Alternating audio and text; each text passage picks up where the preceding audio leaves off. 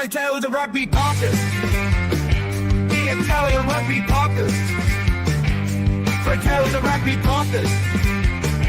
The Italian Rugby Podcast. The Italian Rugby Podcast. The Italian Rugby Podcast.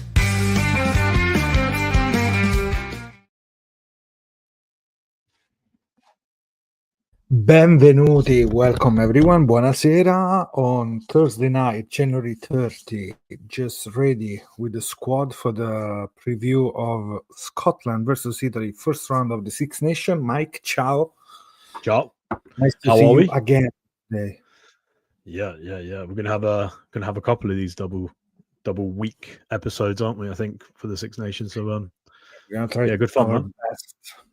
We're gonna try to do our best with that, and so many things to say about this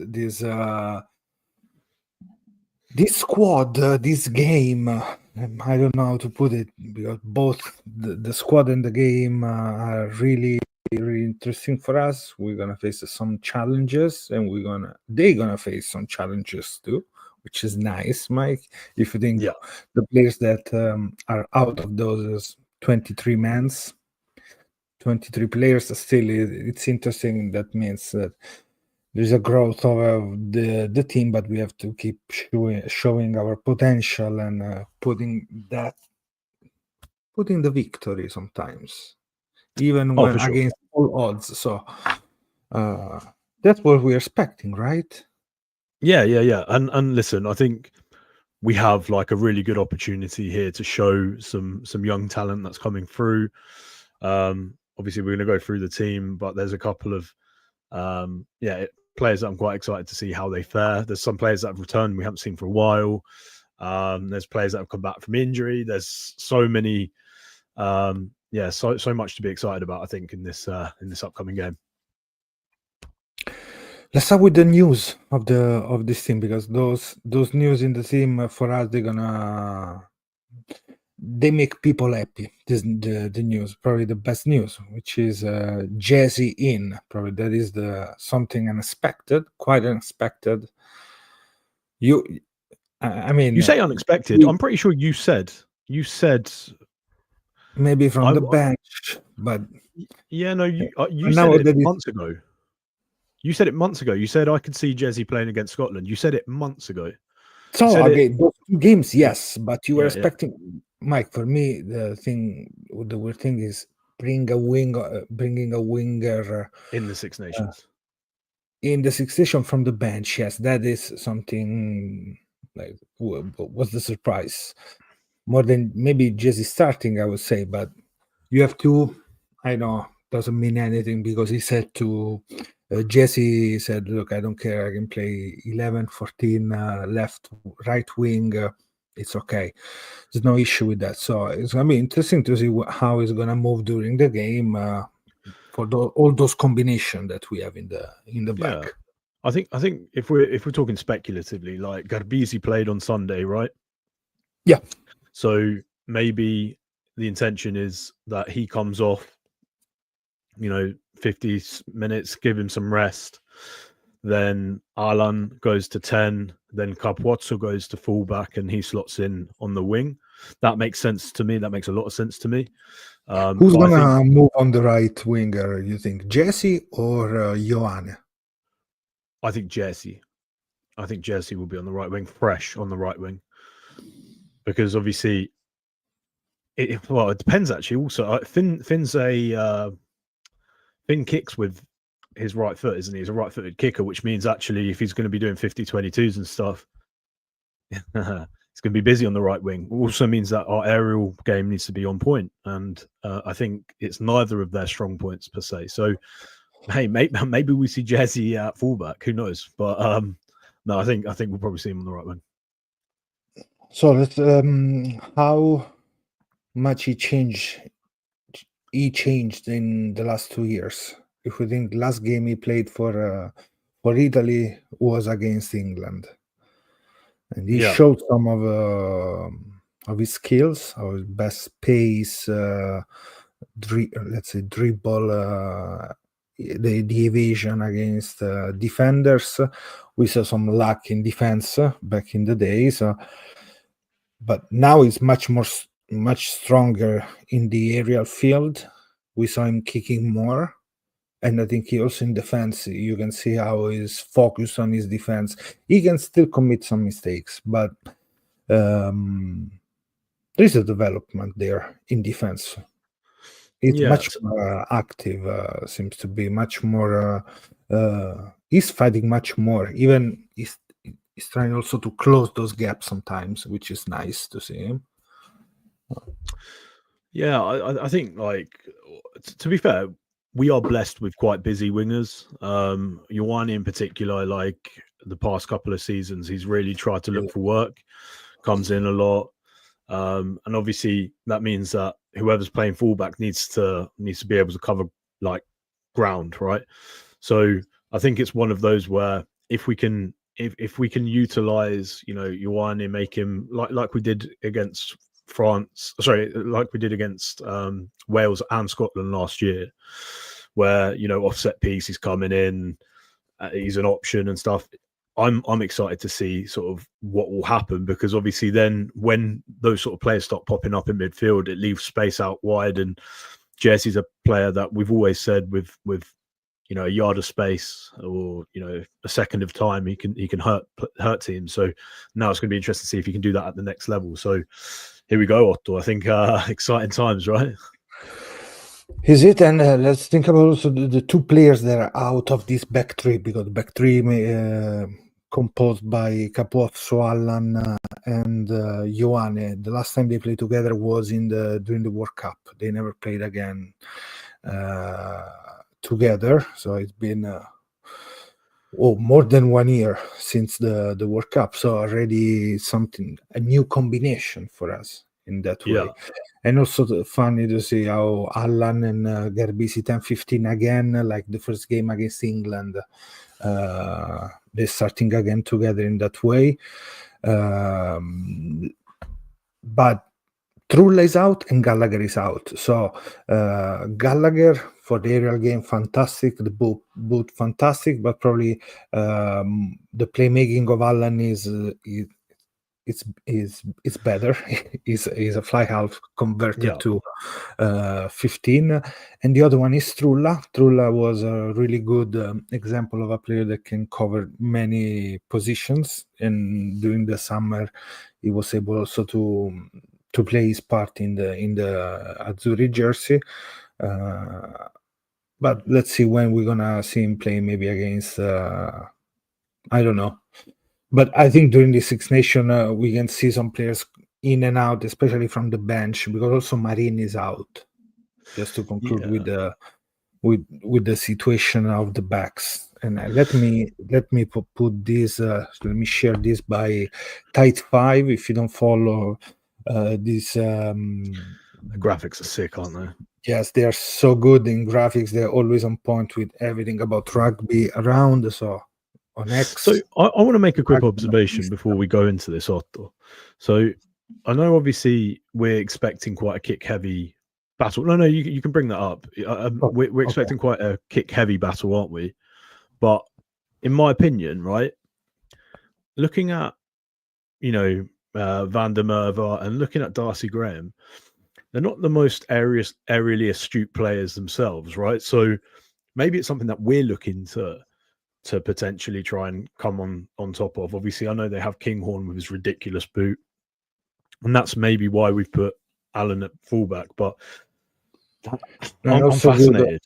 It's tall Kinghorn too, so he is able to get those ball, and he ripped us off 2 years ago in the Six Nations with scoring tries.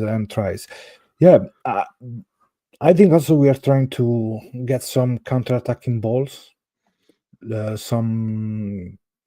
think we're gonna try to work really hard charging, maybe box kick on Van der Merwe, 3 players meshing and playing that ball then wide, or using the kicking game again. First kick, second kick, spreading the opposite side of the field. Maybe those situations broken.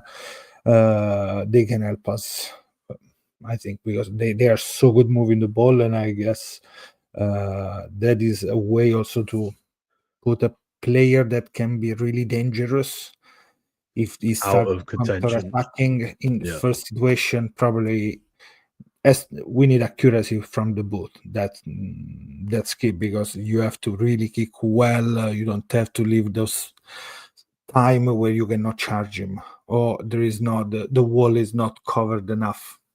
Thinking always about Niniashvili against us, the only kick missed kick we had with the line that wasn't probably pushing. Broken field play. He was. Yeah, He's. that Yeah. was the But only again, problem. like with the utmost respect, I think he's probably one of the best like counter-attacking fullbacks in the world, right? So like, we need to be on point, and like obviously it's a step up because obviously the Scotland are a lot better team than what we faced in the autumn. So it's one of those where it's time to I say that actually. Obviously, I know we played New Zealand stuff, but I mean in terms of like where we won or the games that we won, obviously they're a lot better than the teams that we played. So now it's just, how much did we learn from the autumn? The structures that we put in place in the autumn, the new defensive structure, the new attacking structure, like what's that look like? Is it something that they can, pick up quickly? And hey, it's Sixmas, right? So let's see how it goes. New attacking plan. That is going to be interesting to see how we're going to move in which direction we're going with that.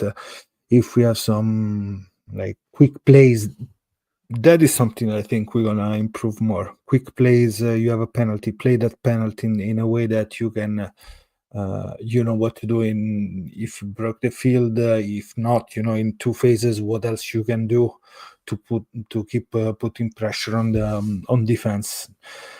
But here we go, seeing in Genova against Georgia. I'm very worried about our kicking game. Back in that game, not terrible, but not that much. In the second half, we play a little bit better, but also because we had a lot of possession with a slow ball.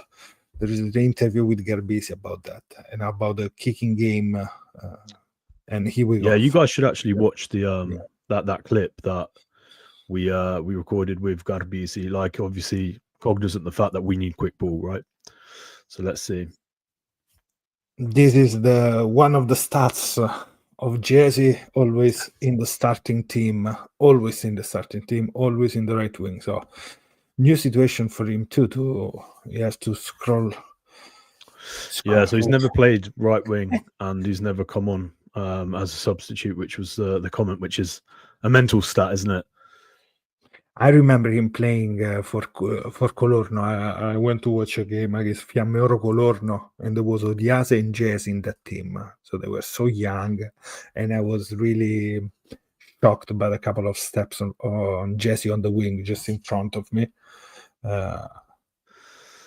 Was it showing promise early doors then? Yeah, it was the best player of the season that year. Nice. And I didn't know who was Diaz. I thought was like a 25 years old player that I never hear before. This guy, but anyway, the team, Mike. Let's go back to the team. Pagerello and Garbisi Jr.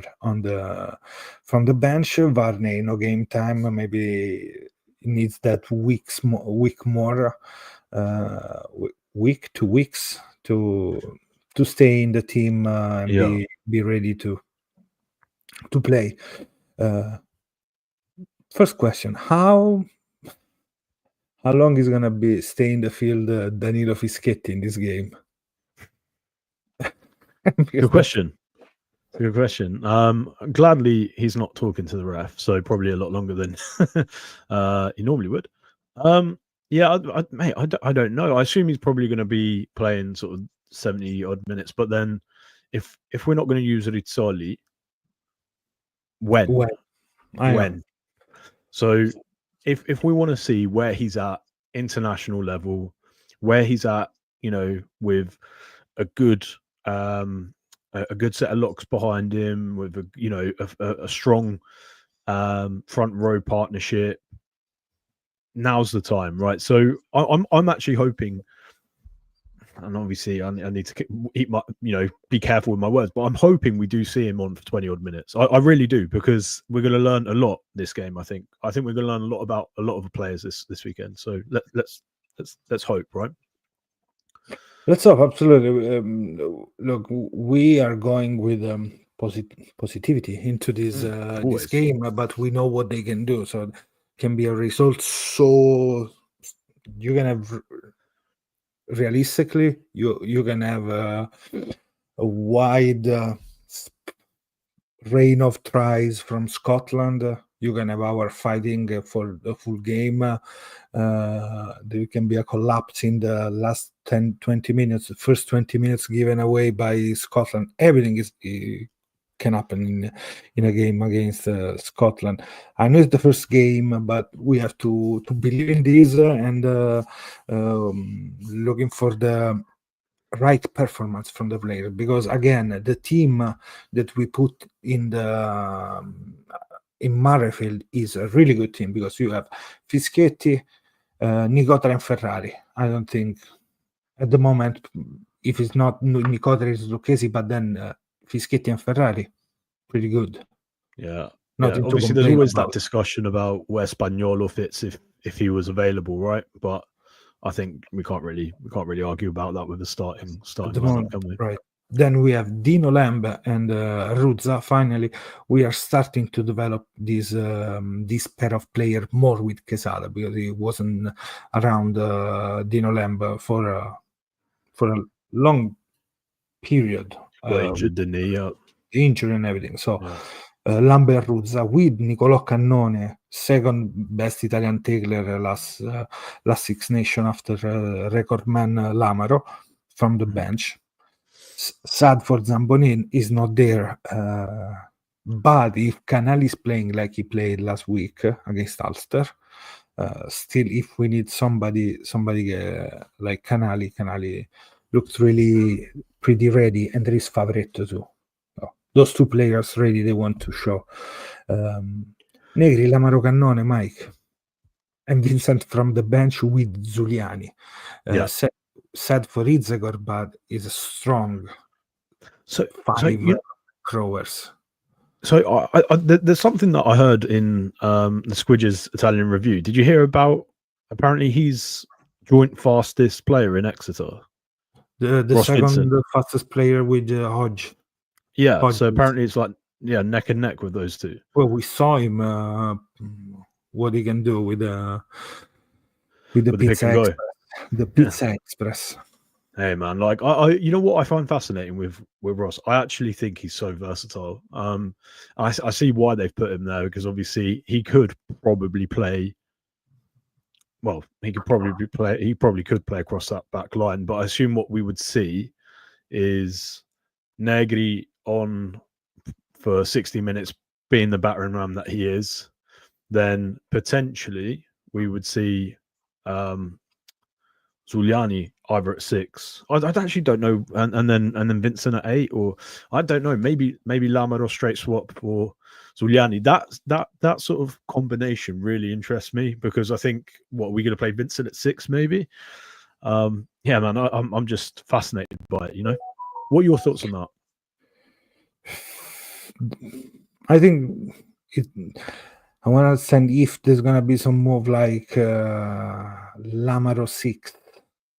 Or Lamaro 6, yeah. Or Ruzza 6, maybe. Zuliani 7 with Vincent in. If they're gonna do 2 changes with Seb out and Lorenzo Cannone out, that can be a combination. He can do it. I think it happened with Treviso too, a couple of times already, that Lamaro stays in but switch on the blind side.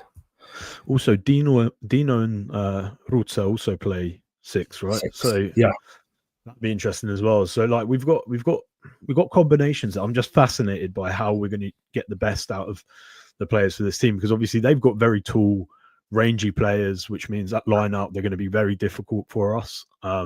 So it'd be interesting to see if we start.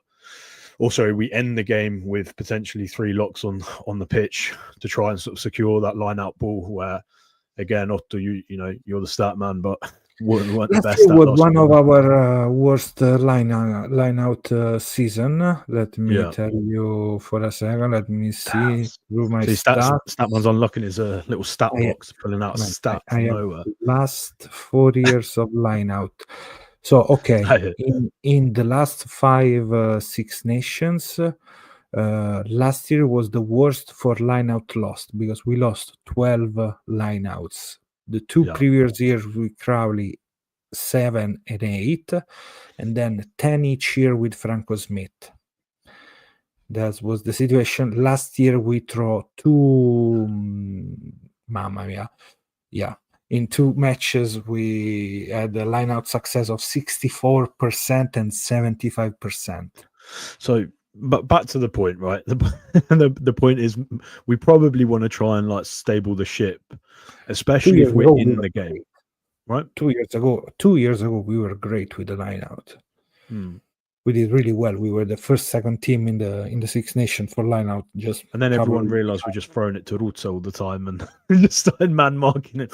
right. But joking aside, Otto, I think like we know how important lineouts are to secure like the win, and if it's going to be something where we can't, in the crux moments of the game, secure our own lineout or potentially, challenge someone else's lineout, what are we doing? Like we're going to struggle. So I'm just fascinated to see what that pack is going to look like in the second half, because again, I think we're going to learn a lot this first game. Look, there is also this message by FV about the second half, spreading the ball around, running with the fast players in. I think that is an idea to be really tactical in the first part of the game, taking all the points you can in Murrayfield. Maybe trying the first time to go in the corner, see how stuff goes. Take points. If you take points in a multi-phase after the lineout, fine. If you lose the first lineout, maybe the second one, you go straight to kick, and then build on that confidence, build on those 9 points. Scoreboard pressure, man. Scoreboard, and then go back to the corner. That is maybe the idea. But of course, if you put Capozzo 15 in the second half too, that brings you those situation where he can just run, he can feel the situation, run a perfect line, and starting from creating a line break where you can build up. And with Jesse, that is sneaky. Jesse, you see how he's pushing away players. He always finding a way to wiry. Yeah, man, he's so strong. Seems like he's not gonna pass. He passed through 2 players, like Lupo when he scored that try. I remember him saying, "Is there? He's gone." So no, I was gonna say, go on, Otto. No, please go ahead. No, I was just gonna say with the talking about sort of using the fast players. If we look at I think Scotland's second try, Liner was the second try, wasn't it? Sorry, the third try, not Liners. The first one was Tommy Allen, second one was Liner, the third one was Varney, right? Yes. Where Ross runs that beautiful line inside out, the 5 meter line, rounds the centres, goes past the fullback, and then he gets tackled, and then obviously we get quick ball and Varney manages to go over, right? I can't wait to see Ross flood that centre channel, because he was doing it all the time last year. He was doing it all the time last year. Even when we did that exit, do you remember where you made the little sort of pizza delivery thing? Like he ran straight through the centre channel there, mate. Like I can't wait to see that. Can't wait. It's something, and the performance that Cannone can bring, Lorenzo from the start, that it's huge. And think about these 8 players. Who is the best player between Schumann and Fischetti, Cerri, Nicodera, Fagerson, Ferrari? Who's the best player? Who's the best between in the first 8? How many Italians? How many Scottish? So, it's tough, isn't it? Because I think some draw. You can draw 2 players. yeah, obviously each player has their strength and it's different horses for different courses. But if it was a player that I could pinch, right? Not saying that they're better, but if there's a player that I think can add to the team that we have, I think Pierre Schoeman's been brilliant at Loosehead, right? In terms of carrying, like in terms of scrummaging, I think he's great. He's very different to Fischetti. Maybe he's more like Spagnolo in some ways, right? Although again, he doesn't turn over many balls. That Ogresk. For me, I think Darge almost certainly makes the team. The front 8, probably not many, to be honest. I think I'm quite happy. I'm quite settled with our team. Ferguson's probably another one that I would take, to be honest. A player that I cannot stand because every time he plays really well against Italy, under Ferguson, he scored a couple of tries against us. Yeah, 2 years ago, where like we thought it would knocked on and everyone stopped, and then he just like walks over the line. The heartbreak, man. The heartbreak. I was screaming. Yeah. We were talking about Schoeman. You remember the yellow card for Riccioni against him, and then Ceccarelli came in. That was a situation, and hopefully they're not gonna repeat this year, because after the line out, we need a really solid scrum to build on that. Yeah, I will say this. I think in terms of, this is probably Scotland's best like pack ever, potentially, or at least in a long time. And I think we're equal to, and we're better in some parts. And I think obviously there's the front, the forwards, I think we're equal to or better, to be honest. And then obviously there's always a conversation to have in the backs, because it comes down to opinion. But there's only a few players that I would probably take if I had to, like Ferguson. I like Sherman, whether he's on the bench or not. And then Darge, I think he's a sensational player. I genuinely think he's world class. So he probably makes it somewhere. But yeah, man. How about you? Who would you take? You've asked the question. I'm going to put it back on you. Who would you take? I love Schoeman too, but I like also the way Fischetti play. But if I think about a really solid scrummager that can take a lot of penalties for your team, I go with Schoeman. If I have to pick in the front row, second row I prefer ours, Dino and Ruzza. Back row, Sebnegrion, Ricci, Rory Darch, great, but I go with my captain Fagerson. Probably Cannone Fagerson. I'm going with Fagerson only because he's a player that I saw already many years, and I like the way he play. You see everything from him. You could have Cannone. I want to be a 8. bit more rusty. No, to be a little bit more rough. Not rusty, rough. Cannone, but I mean, the distance is not that far, and the potential is different between the number 8. Different style of players, but I would like to see that. When Fagerson get the ball sometimes and just move around players, can try to Seba style. Abrasive. He's abrasive, right? He's got a bit of C about it. More of that, but doesn't mean that he's not a good player. So I'm going more or less in that way with. Yeah, I agree, mate. I agree. He's a good player. Like I said, for me, I play Darge at 7. Lamaro can play at 8 if he wants. It's up to him. Captain does what he wants. But okay, backs then. Who would you have at the backs? Because this is where I think it becomes more of a headache, to be honest. My God, I go with there's not Tuipulotu. Like last year. Last year, same situation for Tuipulotu against us. Seems like they signed some because I'm Italian. I cannot play against them. That's what I think. I think it's in his blood, right? Yeah. So Brexoncellos, yes. Phil Russell, Garbisi. Sorry, Paolo, but Phil Russell is Phil Russell. I mean, yeah. We're being objective. We're not being mean here. We're being objective. Go on. Ben White, I think he's stronger than Pajrelo, but I like Pajrelo. That's the point. So I'm going with Ben White. Actually, I go with George Horn. If I have to pick, I'm going with George Horn. He can kick too. So the one from the bench for me better.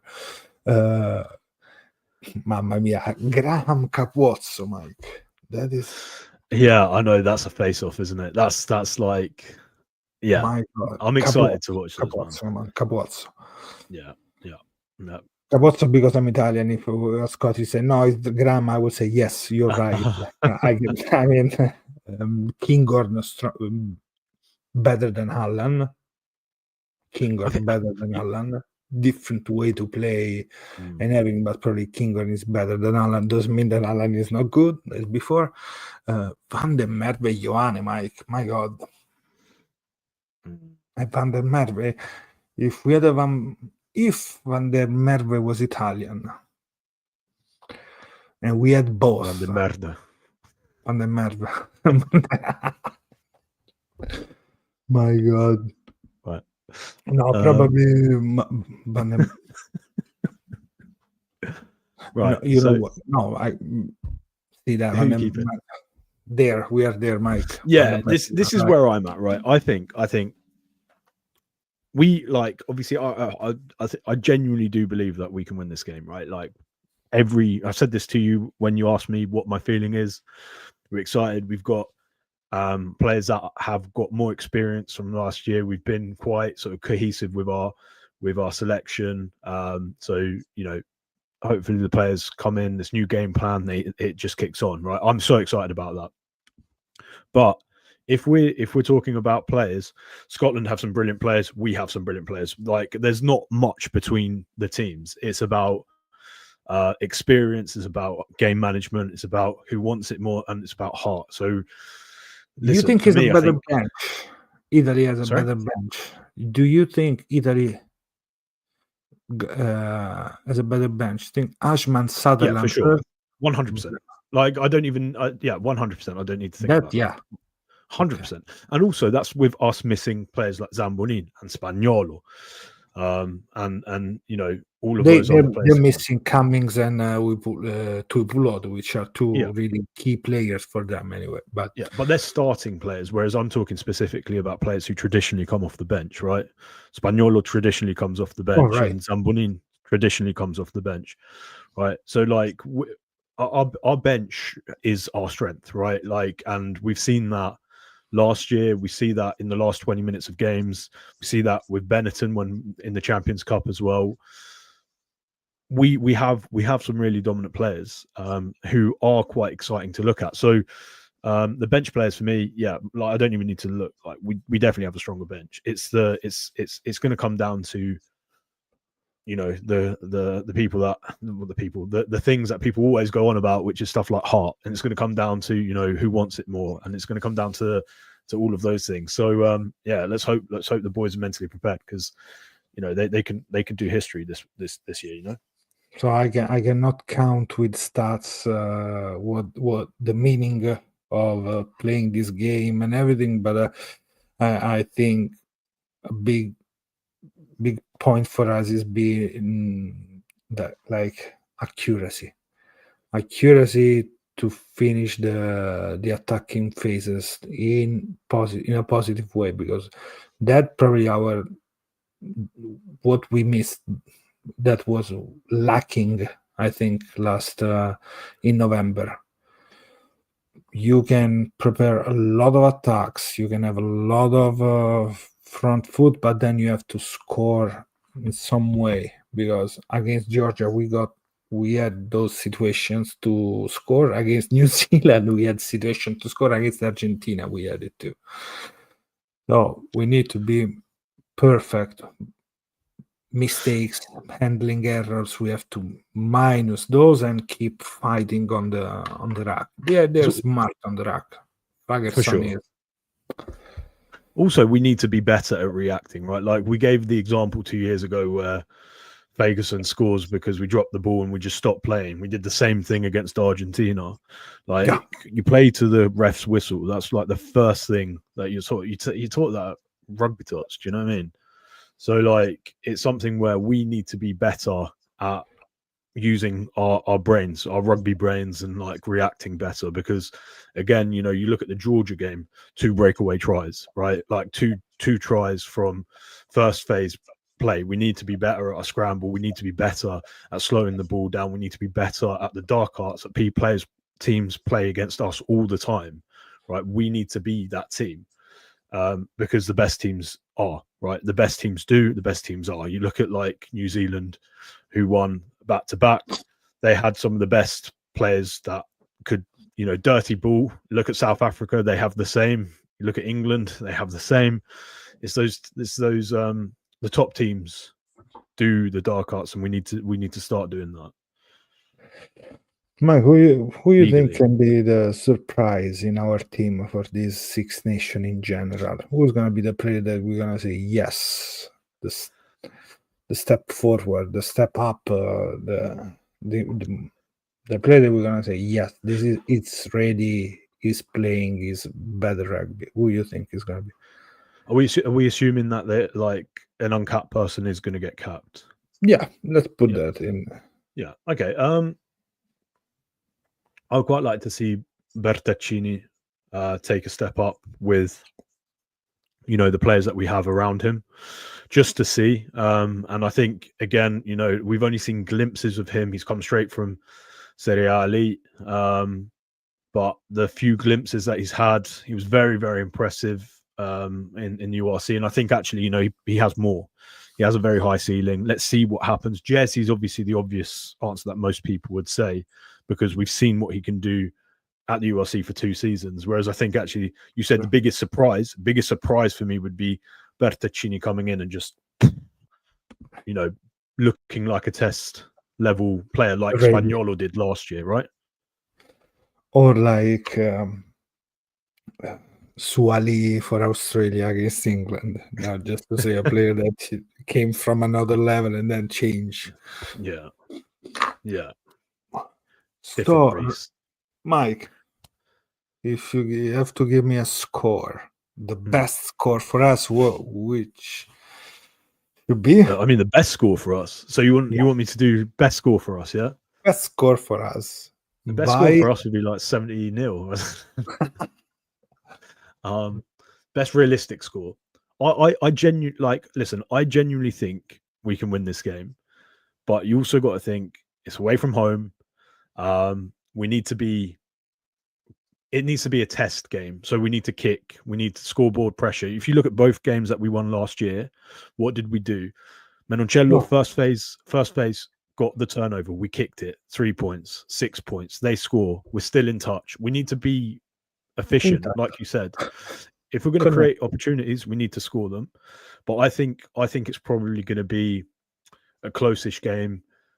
I think we could beat them by 8, 9, and get rid of the losing bonus point. In the same way, we could, you know, if things don't go our way and we don't do the things that we do, it could be a long day for us as well. So I've given you a cop-out answer, but I genuinely think this game's 50-50. I genuinely do think this game's 50-50. And I know a lot of the people who don't watch Italy are probably writing us off like they always do. But the people who do watch Italy, including a lot of the Scottish people that I've spoken to, I think they're the same. I think they're like, this could go either way, really. And Mike, there is the traditional approach that we have, nothing to lose. We are not playing home. Think about that thing. So there's not that pressure on Italy. Or maybe. No, I don't think so. But we are putting pressure on them. I don't think either, because they want to win the game, of course. So it's not as expectation from the fans. The fans wants to win always, even last 4 years. No, it's not a big we change. always say this, Otto, and I think this is something that we need to nail down, right? We don't care too much about the result as long as the performance is brilliant, right? Like, as long as the performance is something that we're proud of, as long as the performance is something that other, you know, rugby fans can say, okay, fair play, like, and respect our team, right? That's what we care about. But we also know that the performance is what we measure for the next step. And I think, based on Gonzalo Quesada's words, we are at the precipice of the next step. That's the way he sees it. Now it's our time to step up. It's our time to improve. And what does that improvement look like? And that's a question to you, Otto. What would you say the improvement that Quesada's looking for is in this game? Like, what is it? Is it literally just converting more opportunities in the 22? That for sure, and really physical on defense. Those two things, Heart. quick and hard. Yes, nothing else, because you have to build on that culture. Yeah, to I think build that's on fair. those focus, nothing else. Of course, then you have to be perfect when you take your decision. But if you are able to convert more than usual when you enter in the 22, everything can get smoother. Also, Yeah, but more in defense. Why I'm telling you, also in defense, it's important because we are the team that give more 22 entries and points per entry to the opposite teams last year. So we have to be better in that part Yeah. of the game has to be, and we are there. We are trying to get better. The stats from the last years, they're telling us we maybe tackled less than 3 years ago, but we are more efficient, more dominant tackles. We That tackle I'm a lot. excited to see. We are the team that tackled the most in the Dominantly. 2024 between all the tier 1. Yeah, Like, and we're also the ones that produce the most dominant tackles out of any other team per tackle, right? So if we're doing an average per tackle, our percentage of dominant tackles is the highest, right? So like clearly something's working there. We just need to, like you said, or to just make sure that like we build on that. And yeah, the boys have got an exciting couple of games to start off with, and I think actually, they're probably not taking anything for granted, but they're looking at the performance and they're like, okay, how do we improve? Couple of stats more, Mike. The average caps of the starting team of Scotland is 28.9. For us, it's 27. For the match squad is 32 and 36. 36 is for Scotland, 32 for us.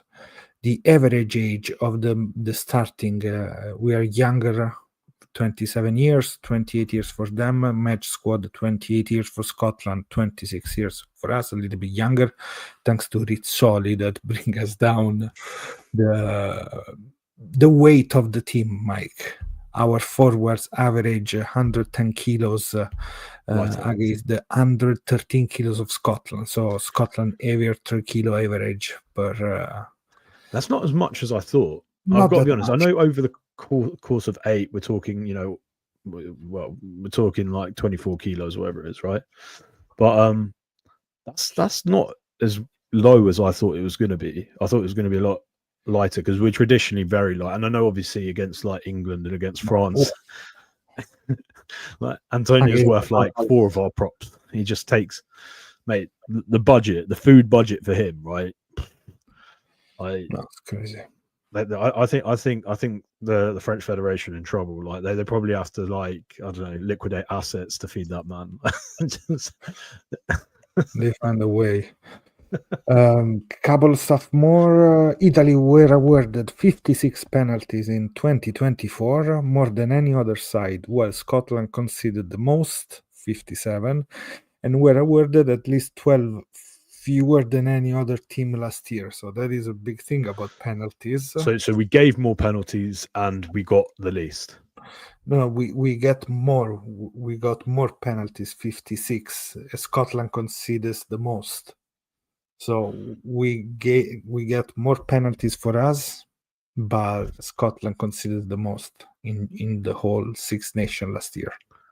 Yeah. I mean, like, again, it's going to be interesting to see sort of what this year looks like, because I think there's going to be a lot of focus on discipline, right? And also, we haven't really discussed that there's the added pressure for the Scottish team and in fact all the home nations of Lions, right? So a lot of them are going to want to put their hands up for the Lions, which also means that we should be expecting an elevated performance from a lot of players. And also, it means that they probably want to look squeaky clean as well. So they're probably going to sort out those disciplinary issues, and we can't feed off those, 3 points, those 6 points for the scoreboard pressure. So maybe you're right, Otto. Maybe it means that we have to go all out attack. Maybe it does mean that, we become, a flary ass team that can just score from anywhere. Mike, just because Phantom brought up Alex Payne, I hope he's gonna be a good ref for this game. I hope you fans, we don't have to go to one episode for this game like was last year. Those are the best things. It happened in a way on the other one, but nothing to say. But that time the whistle, he didn't whistle, he didn't blow, he didn't whatever. Hopefully Don't that hear way. it. I don't, mate. Like I've said it to you. I don't want to hear that. I don't want to hear that stuff. I get obviously heat at the moment. Everyone fans can get frustrated. But if you're blaming your team's result on a call, or if you're blaming your team's result on something not being picked up, right? Chances are, right, they put themselves in a position that it was that close, and obviously you need to try and take everything out of your own hands, and that's the way I sort of see it as well. Obviously, we as an Italian fans, I think there's probably a few occasions, and it comes from fans all over that say we've been a bit unlucky from time to time. Hopefully that's changed, like you said, and we can just focus on the rugby. Where are you gonna be, Mike? Saturday to watch the game? Saturday, I'm going through pub. No, I'm going to a couple of the boys I played rugby with. We're going around there. It's gonna have a couple of Guinness, just responsibly. But yeah, man, I'm really excited by the game. I just can't wait. I can't wait for tomorrow. I finished watching the Netflix series. Have you watched it yet, Otto? I need the last episode. I have to watch the last episode. Yeah, so I'm pumped. I'm pumped, man. I'm so ready. I'm so ready for it, and I do think we should probably mention that it's a shame, I think, that the Netflix series is cancelled, because I think has so much potential, and I think actually series 2 was very, very good. So it's going to be interesting to see sort of what the fallout is. I think it's currently in the top 10 for UK as well, which is apparently the reason why they cancelled it last year. So who knows?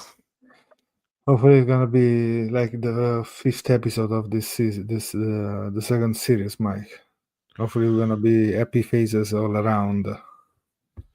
Yeah, mate. Listen, who knows what we could potentially be talking about at the end of this Six Nations? But one thing I do want to be talking about is how excited we are for 2027, and how excited we are about playing the current world champions in their own backyard in the summer, and how much we can learn from that. That's what I want to be talking about, not, oh no, where do we go from here, right? And exactly. I don't think anyone wants that, right? And also, we speak to enough of the players. We know that they're confident. We know that they're ready, and I think they all are bought in and believe in, the vision and, what it means. So, yeah, can't complain, mate. But I'm so excited, and I think Italian fans, you guys have got a lot to be excited about as well. So I want to hear everyone sort of support them, and I will be at Twickenham, so come in your droves.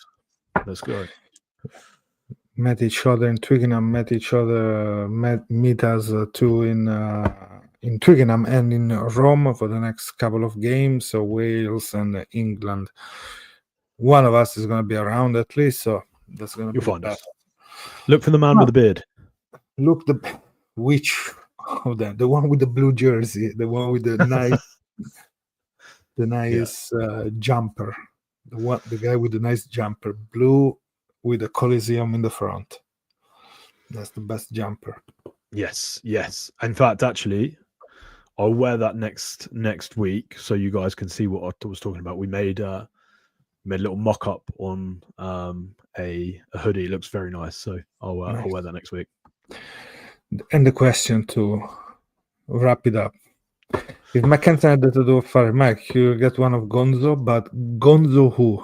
Gonzo Quesada o Gonzalo Canale o Gonzalo Or- Garcia? Gonzo from the Muppets. Oh, perfect. Yeah, perfect. If we win the Grand Slam, I'll get a tattoo, but I'm not getting a tattoo of Gonzo. I'll get one. I'll get one to commemorate. Of course. Yeah, have to. Yeah. Well, Otto, you're the same then.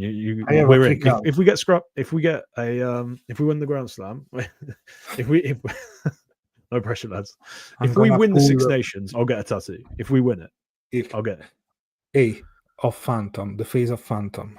No, never. Never. Bene. Never. So thank you everybody to stay with us for this episode of Fratelli Rugby Podcast, Italian Rugby Pod. 60 people connected on X. Always a pleasure. Less on YouTube. You can rewatch. You can comment us there everywhere. Guys, if you are listening on X, obviously we're trying to grow the channel, and it would be brilliant if you guys could quickly just jump on over to YouTube and give us a like, and that would be really like really and helpful. subscribe, so you know Yes, when it's please. gonna happen. That's how it works. Mike, Forza Italia, buon sei nazioni. Let's do it. Happy Sixmas, as I said at the beginning. Where Niels Merry Sixmas Eve. Yes, we are almost there. Next week, Monday, for the next episode of Fratelli Rugby Podcast. Ciao a tutti. Ciao Phantom. Ciao.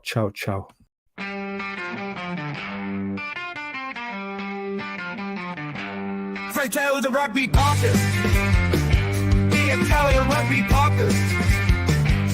Fratelli Rugby Podcast. The Italian Rugby Podcast. The Italian Rugby Podcast. The Italian Rugby Podcast.